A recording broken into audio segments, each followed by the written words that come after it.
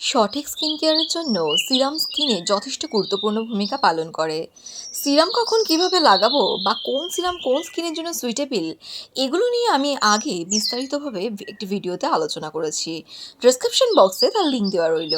কিন্তু ওই ভিডিওগুলোতে অনেকের মনেই অনেক ধরনের কোয়েশ্চেনের সম্মুখীন আমি হয়েছি, যে তাদের স্কিনে অনেক ধরনের সমস্যা, তো তারা কি সবকটি সিরামই একসাথে ইউজ করবে না আলাদা আলাদাভাবে।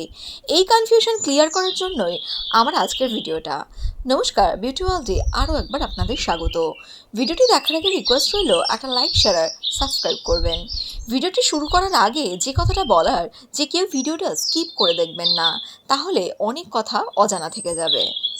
ন্যাচারালি আমরা যে সমস্যার জন্য সিরাম ইউজ করি সেটা হলো পিগমেন্টেশন বা ডার্ক স্পট, আর সেটা প্রত্যেকের মধ্যেই কম বেশি দেখা যায়।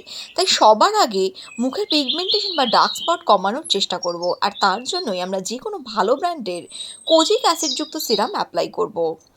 পিগমেন্টেশন বা ডার্ক স্পট কমে গেলে গ্লাইকোলিক অ্যাসিডযুক্ত সিরাম ব্যবহার করাই শ্রেয়। এতে করে বাকি যতটুকু পিগমেন্টেশন থাকবে সেটা তো কমবেই, তার সাথে স্কিনের ব্রাইটনেসটা বাড়বে। এরপর স্কিনটাকে গ্লাস স্কিনের এফেক্ট আনার জন্য নিজের পছন্দ অনুযায়ী লরিয়াল রিভাইটালিফট মাইক্রোসেন সিরামটা ইউজ করতেই পারি।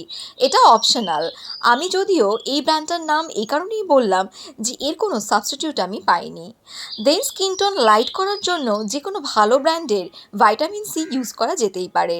আমি স্ক্রিনে যে সিরামগুলো শো করছি সেগুলোর পরিবর্তে অন্য কোনো ভালো মানের সিরাম ইউজ করতেই পারি। সব শেষে বলার, কেউ যদি রেটিনল সিরাম ইউজ করবে বলে মনে করে তাহলে সব সমস্যা মিটে গেলে ইউজ করতেই পারে। তবে রেটিনল সিরাম কেন এবং কিভাবে ইউজ করব সেটা নিয়ে বিস্তারিতভাবে আমি পরের ভিডিওতে আসছি। সুতরাং মুখে নানা রকম সমস্যা হলে যে ভাইটামিন সি যুক্ত সিরাম লাগালেই ঠিক হয়ে যাবে, এ ধারণা কিন্তু একেবারেই ভুল। তাই প্রত্যেকটা প্রবলেমকে স্টেপ বাই স্টেপ ঠিক করতে হবে। একসাথে সব সিরাম ইউজ করা যাবে না।